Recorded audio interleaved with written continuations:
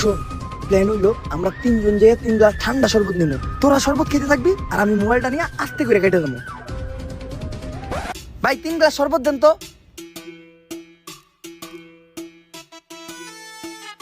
শরবতটি মজা আছে ভাই, বিধি বিধি হুদ্দা ঠান্ডা হয়ে গেল গা। বেশি করে বরফ দিয়ে আরেক গ্লাস শরবত বানান। আইফোন পেয়ে গেছি, কাম হয়ে গেছে গা। আমি যাই, তোরা বিল দিয়ে আহিস। দেখছস এসি বেলা বিলটা না দিয়ে আমাকে ভাষায় হয়ে গেল। দাঁড়া, ওরা একটা ব্যবস্থা করতেছি। ভাই আপনি একটা উপকার করতে পারি, যদি আপনি আমার ঘরে ফ্রিতে 2 গ্লাস শরবত খাওয়ান। কি ভাই? সুরের মতো দেখতে যায় একটা লোক খারাই আসলো না, ওই আপনার আইফোন চুরি করে ভাগছে।